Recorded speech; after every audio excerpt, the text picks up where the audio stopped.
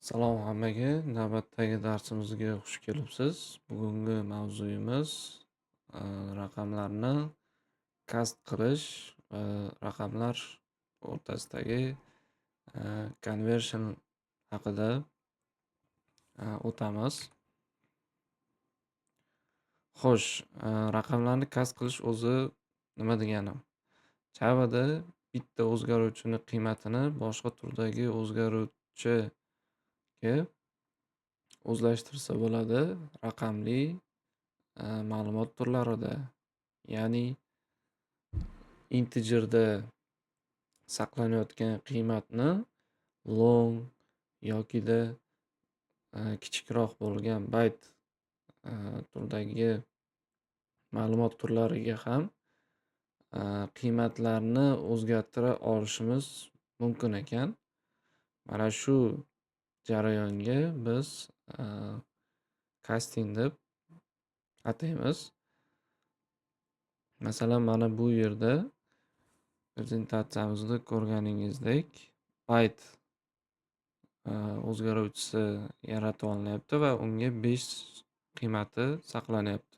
Va mana shu 5 qiymatini boshqa integer ma'lumot turiga tegishli bo'lgan o'zgaruvchiga saqlashimiz mumkin ekan. Mana shu holatga biz casting deb nomlaymiz. Xo'sh, IntelliJ IDEAda keling, mana shu castingni bajarishga harakat qilib ko'ramiz. Misol qilib, bizda short data tipli 30 degan sonimiz bor. Mana shu shortni 30 qiymatini ana endi integerga o'zlashtirishga harakat qilamiz. Mana ko'rib turganingizdek short qiymatdan integer data tipga o'tkazishimiz uchun shunchaki mana bu yerga short o'zgaruvchisining identifiersini yozib qo'yishimiz kifoya ekan. Va ana endi mana shu integerimizni qiymatini konsolga chiqaradigan bo'lsak, mana ko'rib turganingizdek integerni ya'ni short o'zgaruvchisini qiymatini integer o'ziga qabul qilib oldi. Xo'sh, yaxshi. Kasb qilishni ikki xil turi mavjud. Birinchisi bu widening casting, ikkinchi esa narrowing casting deb nomlanar ekan. Xo'sh, bu castinglar nima degani? Widening casting bu kichik xotirali turdan katta xotirali turga kasb qilish jarayoni. Bu widening casting, ya'ni kengayish castingi deb nomlanadi. Bizlar data typelar darsimizda o'tganimizdek byte, short, integer, long kabi ma'lumot turlarini o'tgandik va bularning barchasini xotirada egallaydigan hajmi har xil edi. Mana shu kichkina xotiraga ega bo'lgan ma'lumot turidan katta xotiraga ega bo'lgan ma'lumot turiga casting qilishimiz bu widening casting deb nomlanadi va bu casting jarayoni avtomatik ravishda kompilyator tomonidan bajariladi. Mana bu yerdagi kodimizda ham biz short, ya'ni kichik data tipdan integer katta data tipga casting qildik va mana shu jarayonimiz bizda avtomatik ravishda kompilyatsiya jarayonida bajarildi. Mana ko'rib turganingizdek widening casting qachon bajarilar ekan? Qachonki biz byte data turidan shortga yoki integer yokida long data tipiga o'tadigan bo'lsak, mana shu jarayon widening casting deb nomlanar ekan. Mana bu yerda ko'rib turganingizdek integerdan long data tipiga casting jarayoni bajarilyapti. Xo'sh, yaxshi. Keyingi casting turimiz bu nerving casting deb nomlanar ekan.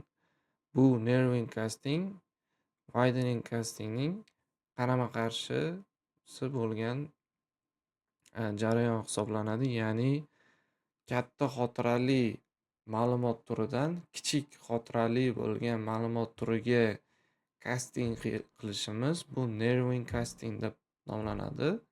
Ya'ni o'zbekchada torayish castingi deb nomlanadi. Bunday casting turi manual casting deb ham nomlanadi. Ya'ni bu castingni bajarishimiz uchun biz kompilyatorga qo'shimcha buyruq berishgandagina bajarilganligi uchun bu casting turiga manual casting ham deb nomlanadi. Mana bu yerda ko'rib turganingizdek kodimizda birinchi long, ya'ni katta xotiraga ega bo'lgan ma'lumot turidan byte, ya'ni kichkina xotirali data turiga casting jarayonini bajarayotganimizda mana bunday ko'rinishda qavs ochib, o'sha qaysi data turiga o'tayotgan bo'lsak, o'sha data turning nomini yozish orqali casting jarayonini bajarish mumkin ekan. Keling, IntelliJ IDEAda mana shu jarayonni bajarishga harakat qilib ko'ramiz. Xo'sh, integer i2 deb o'zgaruvchi yaratib olamiz. Va mana shu o'zgaruvchini qiymatini byte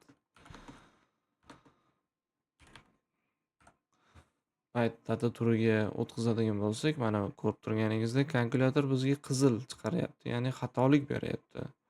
Sababi hozir biz katta turdan kichik turga o'tayotganligimiz tufayli kompilyator o'zi avtomatik bajara olmas ekan. Bu nerving castingni bajarishimiz uchun ko'rib turganingizdek bizga aytilyapti, byte data turiga cast qilgin deb bizga kompilyator maslahat beryapti. Xo'sh, mana shu castingni bajarishimiz uchun qavs ocharkanmizda va qaysi turga casting qilayotgan bo'lsak, o'sha turni reserved orderni berib ketishimiz kerak bo'ladi. Mana ko'rib turganingizdek, ana endi bu narrowing casting jarayonimiz bajarildi va byte'ni qiymatini konsolga chiqaradigan bo'lsak, ko'rib turganingizdek integerni qiymatini o'ziga o'zlashtirdi. Xo'sh,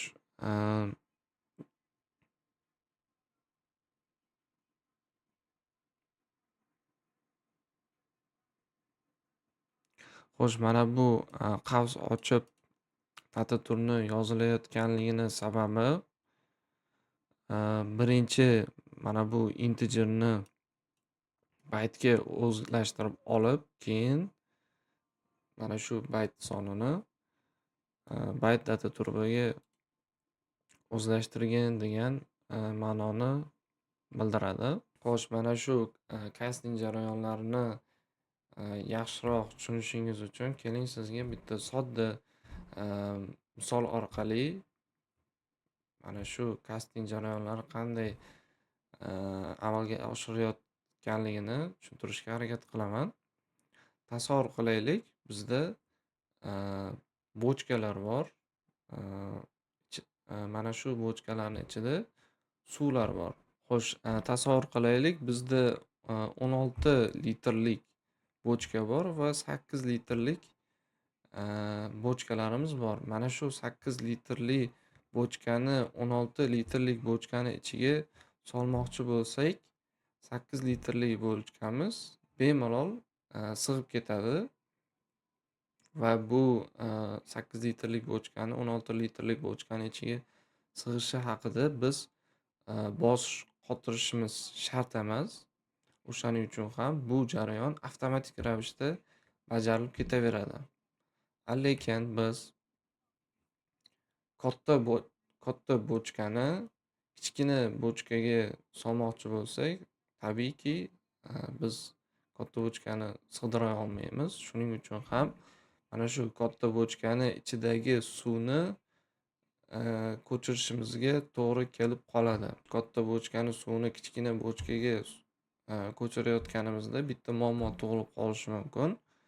Bu muammo misol qilib 16 litrlik bochkadan 8 litrlik bochkani suvni ko'chirmoqchimiz. Agarda mana shu 16 litrlikni bochkani ichida 16 litr suv bo'lsa-yu, biz mana shu suvni barchasini 8 litrga ko'chirmoqchi bo'lsak, tabiiyki, suv hajmi 8 litrga sig'maydi va qolgan suv shunchaki bochkadan to'kilib ketish xavfi mavjud.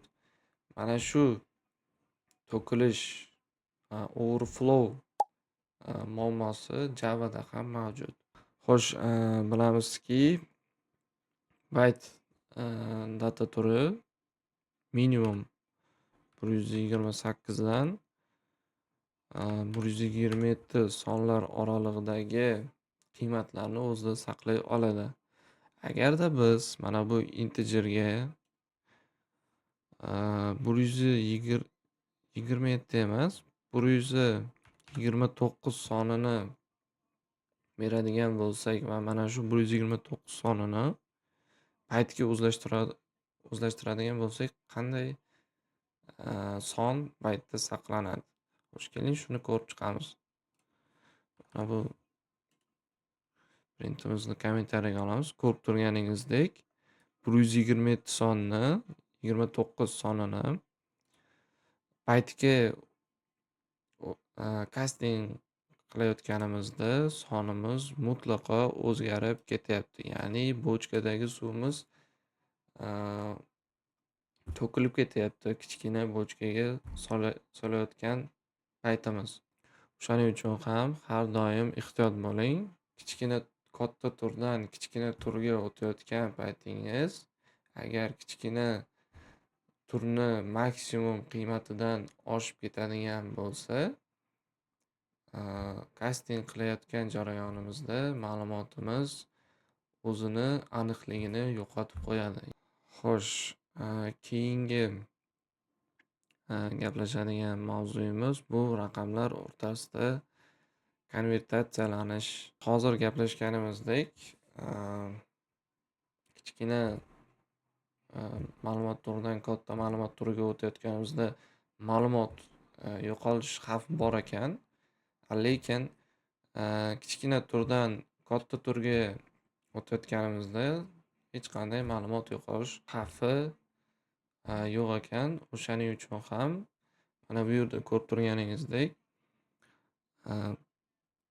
baytdan shortga yoki shortdan integerga o'tganimizda bizda hech qanday ma'lumot yo'qolish jarayoni kuzatilmaydi.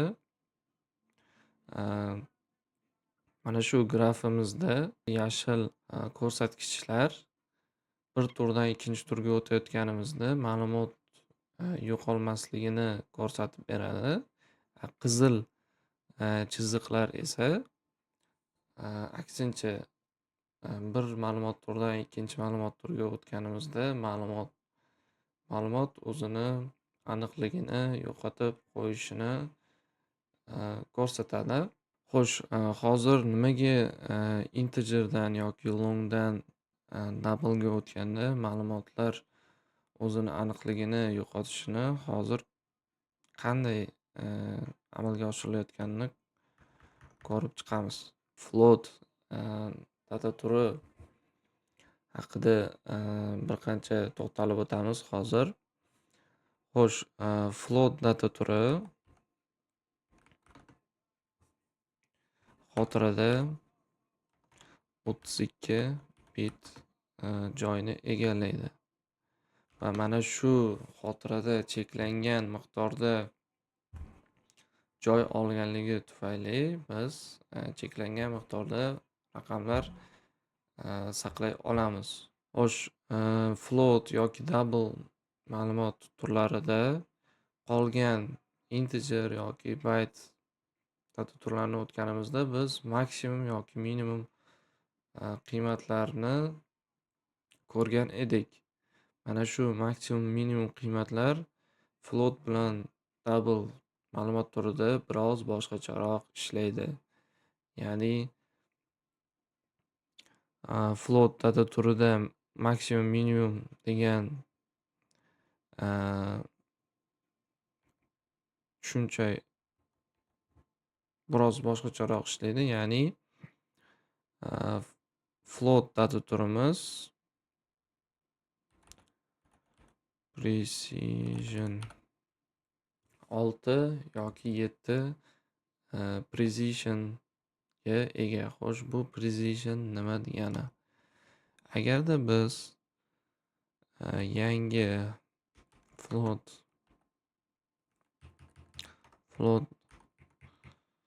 yaratadigan bo'lsak, xo'sh, va bu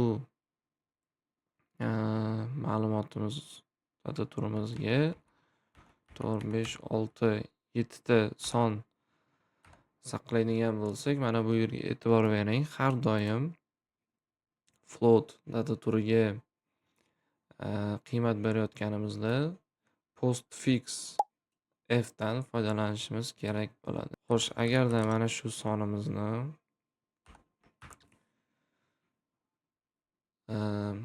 konsolga chiqaradigan bo'lsak, mana ko'rib turganingizdek, hozir barcha sonimiz to'g'ri float data turida saqlanyapti.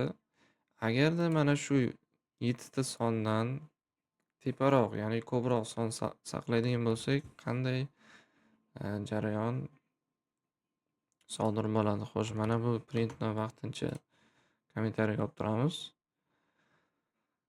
Xo'sh, mana ko'rib turganingizdek, endi qiymatimiz biroz boshqacharoq konsolga chiqyapti. Sababi mana ko'rib turganingizdek 1, 2, 3, 4, 5, 6, 7 ta son 7 xonali sonimiz to'g'ri saqlanyapti, lekin mana bu yerdagi yana 8, 9 sonimiz, 89 sonimiz 9 soniga yaxlitlanib qolyapti. Mana bu Y8 soniga e'tibor bermang. Bu Y8 belgisining ma'nosi mana bu nuqtadan keyin 8 ta 0 bor degan ma'noni bildiradi. Ya'ni hozir mana bu sonimiz xo'sh,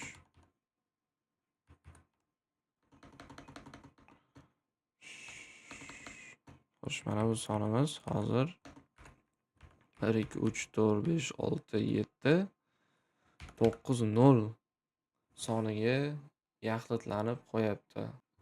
Mana shu jarayon bajarilayotgani sababi floatda 6 yoki 7 precisionga ega bo'lganligi tufayli. Ya'ni har doim float 6 ta yoki 7 ta birinchi 6 ta yoki 7 ta sonini to'liq aniq saqlab qola oladi va 8-raqamga kelib, ya'ni 8-raqamdan keyingi sonlarni shunchaki yaxlitlab qo'yadi. Agarda mana bu 9 dan keyin yana son yozadigan bo'lsak,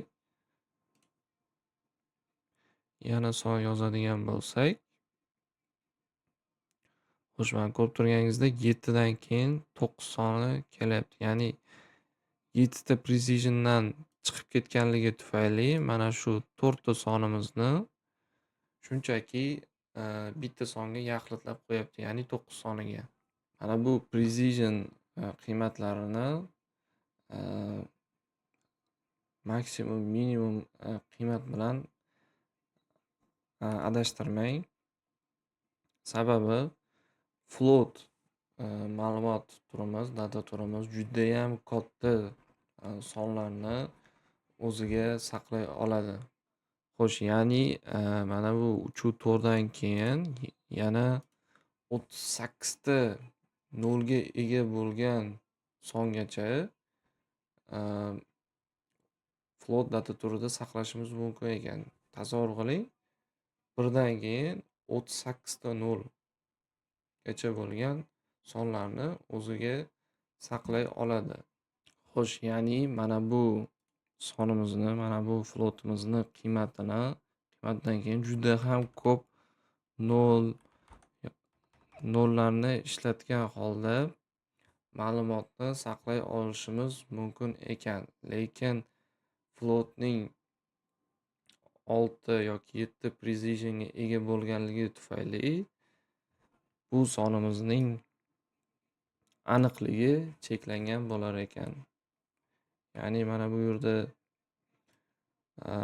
0 emas, qandaydir son bo'ladigan bo'lsa, mana shu barcha sonlar 8-raqamimizga shunchaki yaxlitlab qo'yadi. Ya'ni sonimiz o'zini aniqligini yo'qotib qo'yadi. Bundan tashqari double data turi mavjud bizda. Bu double data turimiz 64 bit xotirada joy egallaydi. Mana shu double data turimiz 15 tadan 16 gacha precision ga ega ekan. Ya'ni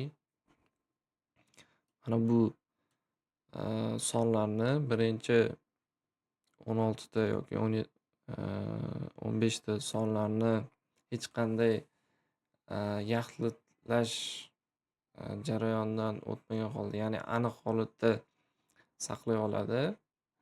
16 ta sondan keyin double data turimiz ham sonlarni yaxlitlashni boshlaydi. O'zi juda ham yaxshi. Hozir biz precision nimaligini tushunib oldik. O'shaning uchun ham agar integerimiz 8 xonalidan ortiq bo'ladigan bo'lsa, masalan 9 xonali son bo'ladigan bo'lsa va uni float data turiga konvertatsiya qiladigan bo'lsak, floatning precisioni chegarasidan chiqib ketganligi tufayli integerdagi qiymatlar o'zini aniqligini yo'qotib qo'yadi. Ya'ni kompilyatsiya 9 xonali sonni shunchaki yaxlitlab qo'yadi. O'shaning uchun ham mana shu qizil strelkadagi konvertatsiya jarayonidan har doim ehtiyot bo'ling, agar sizga aniqlik juda ham muhim bo'lsa.